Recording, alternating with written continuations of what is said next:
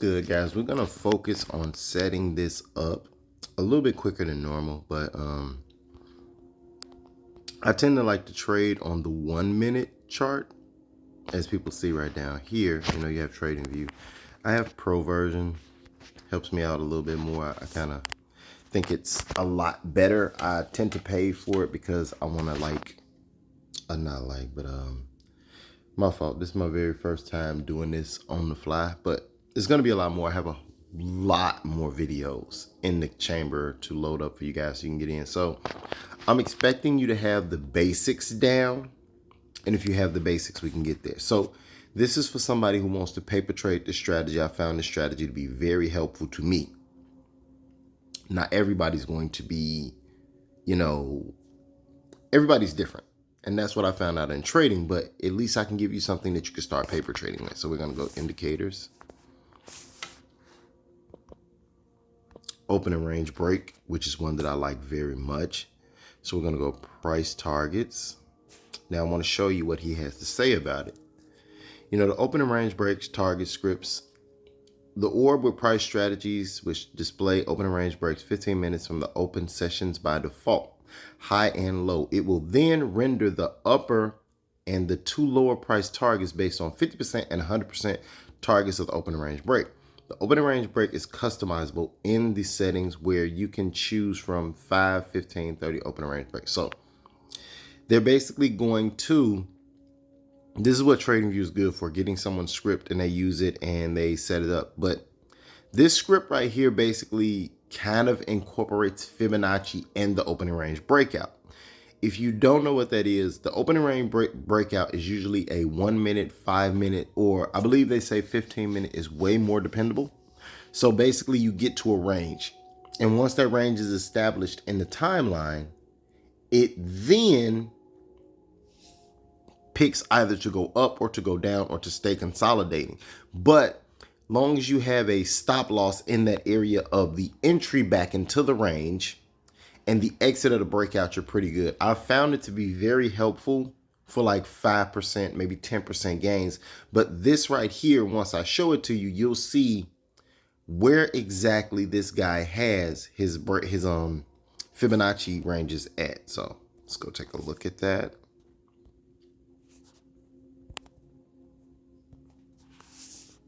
So if you see right here, which I like to, this green bar right here is the opening range break. I'm going to bring this out. I'm going to make sure so you guys see it. You see that? That's the opening range break. And if you see how it works, they're basically showing you where the range is at. You see that range right there? That's why it's doing that. So now let's take a look at how this works. A prompt will pop up letting you know it's trying to retest. Also letting you know it's retesting for the breakout. So normally what happens in these situations is that the bars will go in certain ranges. Now, this is the 50. This is the 100 range. He's using Fibonacci to state that it will retrace. And if you don't know what that is, that's another issue with the Fibonacci. I'm expecting a lot of guys to basically understand the basics of it. Fibonacci gives ranges where the stock will go and then it will actually retrace later at a later date or a later time. Now, if you take a look at these, what basically happens when the stock is playing out, you'll see this pop up. You'll see this pop up. You'll see this pop up. But normally, you're basically gauging it and watching it for that range to see exactly how you can play this. So as you see right here, it's very choppy. Very choppy. So what I would normally do, I would wait for it to break this purple line and then I would go in. And if it never broke that purple line, I probably would never make that play because it's a very, very, very mind-numbing situation.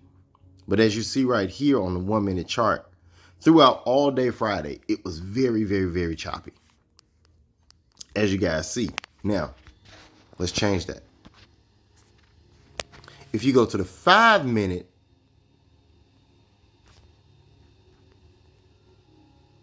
same thing.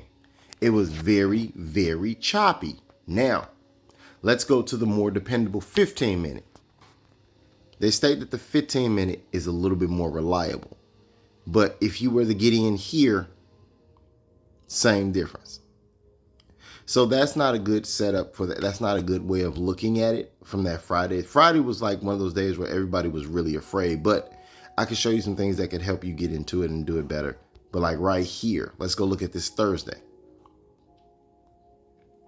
This Thursday, as you see, it went into the range as it broke. This is what I want people to understand. I would kind of sit on the sidelines when I see stuff like this. But this is one of the easier ways of doing the opening range breaks, if you ask me. Now, we're going to add another indicator. We're going to go with Dorks.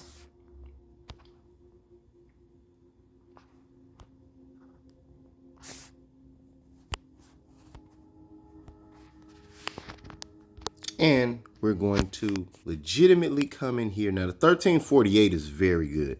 These guys love their 1348, and they believe that it's one of the easiest ways to trade, which I could be honest with you. It might possibly be one of those things, but, you know, separation and things and so forth. We'll see how that works.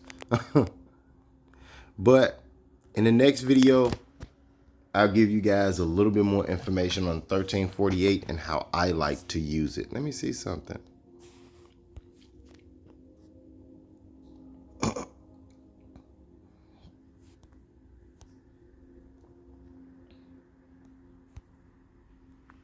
Okay, let's go.